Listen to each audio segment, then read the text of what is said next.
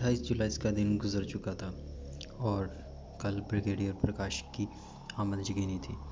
मैंने देखभाल और खूब सोच समझकर दुश्मन की आमद की सिमत से बाएं जानब एक दरख्त पर आरजी मचान बनाई हुई थी। बाएं समत जगह छुपने में एक तो फ़ायदा ये था कि ब्रिगेडियर प्रकाश ने ड्राइवर के साथ फ्रंट सीट पर बैठा होना था, इसलिए लामहला इसने बाएं साइड पर होना था। दूसरा, मुझे फ़रार होने के लिए भी यही समत मतलूब थी। इस जानब दरख्त भी कुछ ज़्यादा थे। आईईडी के ठीक लगा होने के इत्मीनान करके मैं वापस दरख्त के पास आया और मचान में लेट कर सो गया। खुद को रस्से से बांधना मुझे नहीं भूला था, वरना दूसरी सूरत में नीचे गिरकर मैं ज़ख्मी या हलाक हो सकता था। सारे दिन की थकन और बेआरामी के बावजूद मैं रात को अच्छी तरह नहीं सो सका था। बार बार आंख खुल जाती। एक बार तो सीटी की आवाज़ सुनकर मैं बेसाख्ता चौंक कर उठ बैठा और दोबारा सीटी बजने पर मेरे होंठों पर मुस्कुराहट दौड़ गई थी, क्योंकि गुनूदगी भागते ही मैंने आवाज़ को पहचान लिया था। ये इस इलाके में मौजूद एक बड़े साइज़ के चूहे की आवाज़ थी, जो जिसामत में बिल्ली से भी बड़ा होता है। इसका मुकामी नाम तरशून है।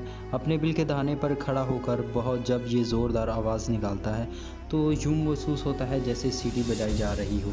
सुबह तड़के उठकर मैं ज़रूरियात फितरत से हम कलाम हुआ और फिर दरख्त पर चढ़कर ऊँघने लगा। दुश्मन की आमद बादाज़म दोपहर मुतवक्का थी, लेकिन क्योंकि इस रैंक के ऑफिसर का सुबह तड़के जागना एक मजाक ही मालूम होता है।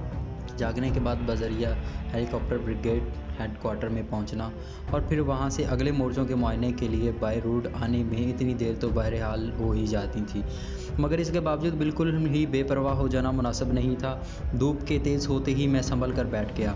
वक्फे से मैं दूरबीन के ज़रिए इर्द गिर्द के इलाके का जायज़ा भी लेता था।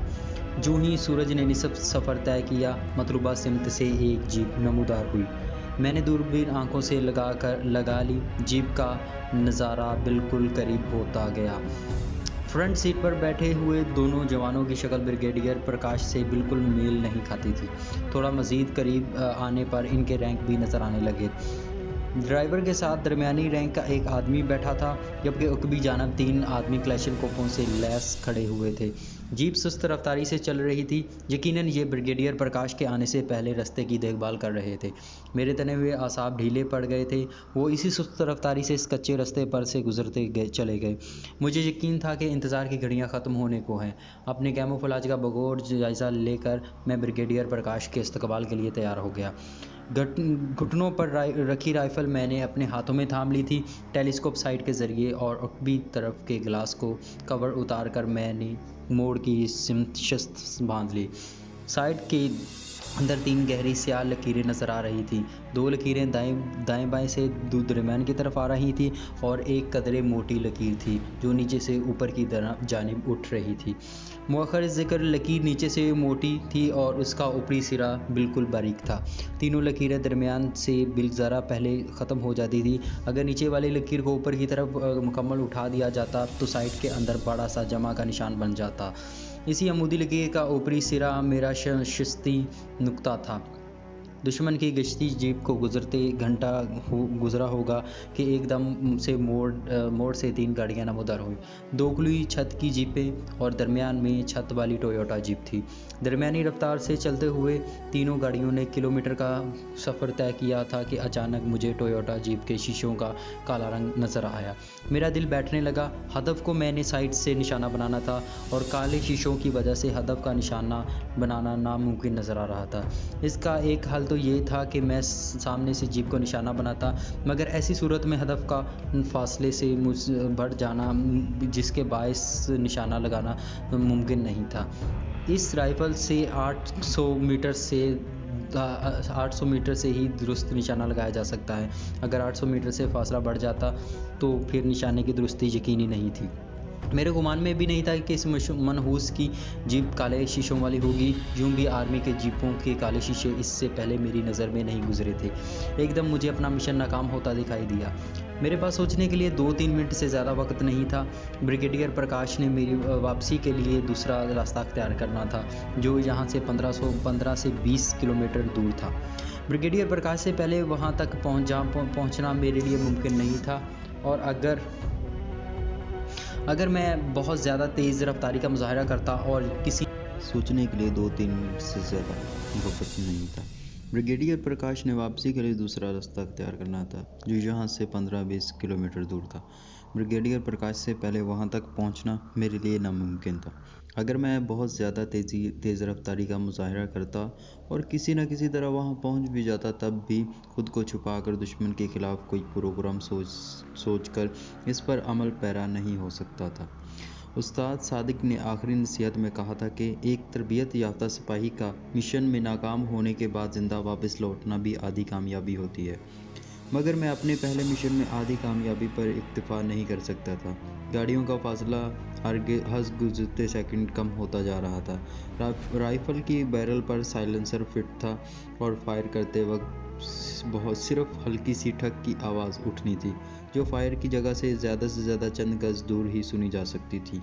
और फिर फैसला कुन लम्हा आन पहुंचा। अगली जीप मेरे सामने से गुजरी। ब्रिगेडियर का टोयोटा इससे 20-25 गज पीछे था।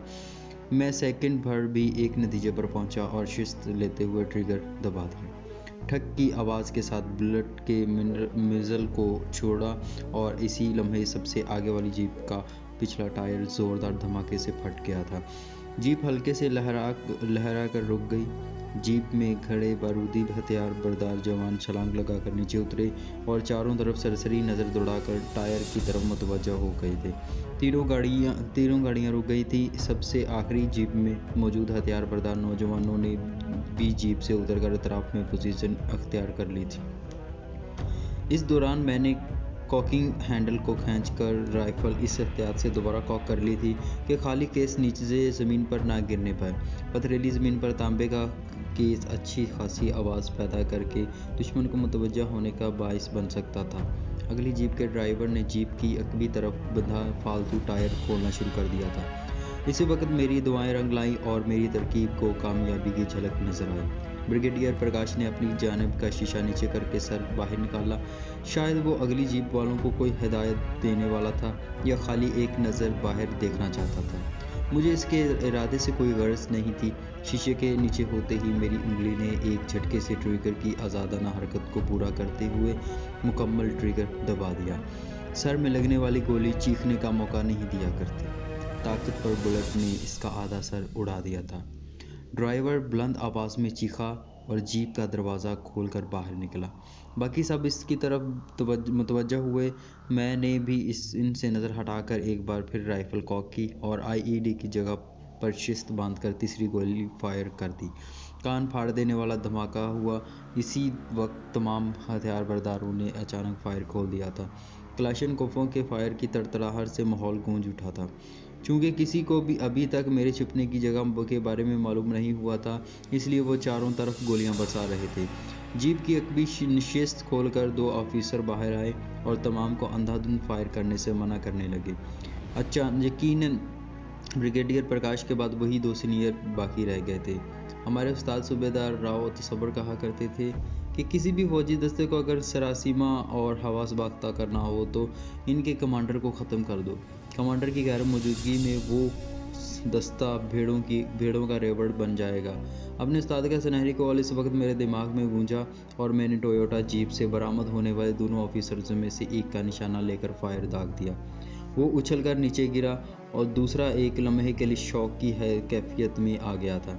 मौका गनीमत जानते हुए मेरी राइफल ने मैगजीन में मौजूद आखिरी गोली उगली और दूसरा भी उसके करीब गिरकर बिन पानी के मछली की तरह फड़कने लगा। मैंने सूरज से मैगजीन बदली कि इस वक्त वहाँ 8 बंदे जिंदा नज़र आ रहे थे। मैं इनमें से एक की क्लाशनकोफ का रुख इन्हीं दरख्तों की तरफ था जहाँ मैं छुपा हुआ था।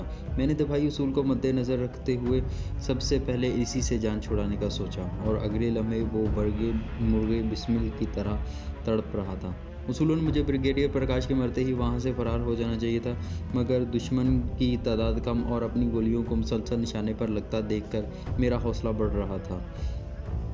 उस्ताद मोहतरम स्नाइपर की मिसाल अंधेरे के तीर की जैसी होती है कि जाने किस वक्त कहाँ से निकल कर गर्दन से पार हो जाए। नज़र न आने वाले दुश्मन का खौफ दिखाई देने वाले दुश्मन से कई गुना ज़्यादा होता है। अगली ठग ने एक और की ज़िंदगी छीन ली थी। कोई चीखा, भागो, हम दुश्मन के घेरे में हैं। एक आदमी ने आखिरी जीप स्टार्ट करके रिवर्स गियर लगाया, मगर चंद गज से ज़्यादा पीछे हटना इसके नसीब में नहीं था। मेरी चलाई हुई गोली ने इसे स्टीयरिंग पर लेटने पर मजबूर कर दिया था। बाकी आदमी गाड़ियों का ख्याल दिल से निकाल कर सर पर दौड़ रहे थे। मेरी राइफल की रेंज से निकलने से पहले 2 मज़ीद रूहें अपनी फ़ानी जिस्म को रूट कर महवे परवाज़ हो चुकी थीं। वो सरपिट मोड़ की तरफ भागते जा रहे थे। मुसलसल अपने साथियों को लाशों में तब्दील होता देखकर इनके सोचने समझने की सलाहियतें मफकूद हो चुकी थीं, जबकि मेरा हौसला आसमान को छू रहा था। इनके आउट ऑफ रेंज होते ही मैं सरहद से नीचे उतरा और दरख्तों की आड़ लेकर वापस चल पड़ा। आम लिबास के ऊपर पहना गिली सूट गो चलने में रुकावट बन रहा था, मगर छुपाव के लिए बहुत ज़रूरी था। गिली स्कॉटलैंड में इस्तेमाल होने वाली एक इस्तिलाह है जो एक ज़माने में उन ख़ास दारूगों के लिए इस्तेमाल होती थी जो अपने बादशाह की ज़मीनों में नाजायज़ तौर पर शिकार खेलने वालों से हिफाजत करते थे। इसके साथ साथ गिली घास में मुकम्मल तौर पर छुप कर बिला हरकत पड़े रहते और हिरन का इंतज़ार करते। मुनासिब वक़्त आने पर कूद पड़ते और उसे हाथों से दबोच लेते। फिर बादशाह के हुजूर पेश होकर हिरन का तोहफ़ा देते और इनाम व कराम से नवाजे जाते। छुपाव तलबीस के इसी उसूल को मद्देनज़र रखते हुए आजकल के दौर में स्नाइपर अपने आप को दुश्मन से बचाने के लिए अपने इर्द गिर्द के माहौल के मुताबिक खुद को ढाल लेते हैं। आज के जदीद दौर में गिली सूट ने इतनी तरक्की कर ली है कि मुख्तलिफ ममालिक आला दर्जे की गिली सूट तैयार कर रहे हैं जो हर इलाके में इस्तेमाल हो सकते हैं। तरक्की याफ्ता ममालिक के स्नाइपर यही गिली सूट इस्तेमाल कर रहे हैं। मैं गिली सूट उतारे बगैर चलता गया। वहाँ से मैं जितना जल्द गायब हो जाता इतना ही बेहतर था। जल्द ही दुश्मन ने इस इलाके को घेरे में ले लेना था। पकड़े जाने की सूरत में इन्होंने मेरे साथ जो करना था इसका अंदाज़ा लगाने के लिए किसी अकल बीना की ज़रूरत नहीं थी। मैंने चश्मे वाला रास्ता ही इख्तियार किया था। चश्मे के करीब रुककर मैंने पानी अच्छे से पिया और वाटर बोतल भर कर आगे बढ़ गया। चश्मे से फरलांग भर आगे जाकर उतराई शुरू हो गई थी। उतराई शुरू होते ही मेरी रफ्तार खुद ब खुद बढ़ गई थी। चूँकि मैं बाकायदा किसी रास्ते पर नहीं जा रहा था, इसलिए सिमत की दुरुस्ती के लिए गाहे गाहे कंपास पर नज़र डाल लेता था। ऊंचे नीचे और टेढ़े मेढ़े रास्तों से गुजरकर मैंने 3 किलोमीटर का फासला तय किया और एक खुश्क नाले के करीब पहुंच गया। नाले के दरमियान बारिशी पानी के गुजरने की वजह से रेत उभर आई थी और साथ में छोटे बड़े पत्थर बिखरे हुए थे। झाड़ियाँ वगैरह नाले के किनारे पर मौजूद थी। दरमियानी इलाका सिर्फ साफ था और नाले की चौड़ाई 50-60 गज़ के बकदर थी और बदकिस्मती से वहाँ से 7-800 गज़ के फासले पर मौजूद टेकरी पर इंडियन आर्मी के एक सेक्टर का बेस भी मौजूद था, जहाँ से नाले का ये दरमियानी हिस्सा आसानी से देखा जा सकता था। झाड़ियों के अंदर लेटकर मैंने दूरबीन आंखों से लगा ली। बेस पर गैर मामूली चहल पहल देखते ही मुझे यकीन हो गया कि इन तक ब्रिगेडियर प्रकाश के हलाक की खबर पहुंच चुकी है। 10 आदमियों का ये एक दस्ता मुझे बेस से नीचे उतरकर नाले की सिमत आता दिखाई दिया। वो यकीनन अजायब कुआ की जानिब रवाना थे। तमाम के तमाम हथियारों से लैस थे। वो नाले में उतरकर मेरी जानिब बढ़ने लगे। इनके एक पीछे और एक और दस्ता जो नाले में आने की बजाय सीधा रास्ते पर चलते हुए वो कुआ की जानिब बढ़ता गया। ये मेरी खुशकिस्मती थी कि मैं तेज़ रफ्तारी से चलते हुए इस जगह पहुंच गया था, वरना यकीनन इनसे रास्ते में मुठभेड़ हो जाती और ऐसी सूरत में मेरा मारा या पकड़ा जाना यकीनी था। मेरे पास इसके अलावा कोई चारा नहीं था कि मैं वहीं छुपा रहता और दूरबीन स्मॉल पैक में डालकर मैं जल्दी से झाड़ी की मज़ीद अंदर घुस गया। झाड़ी के तने के करीब पहुंचकर मैं बिल्कुल साकित लेट गया, यूं कि अपने सांस की आवाज़ खुद मुझे भी सुनाई नहीं दे रही थी। मुझे ज़्यादा से ज़्यादा इंतज़ार नहीं करना पड़ा था। जल्द ही इनकी बातों की आवाज़ मुझे सुनाई देने लगी। वो पंजाबी और हिंदी दोनों ज़ुबानों में बात कर रहे थे।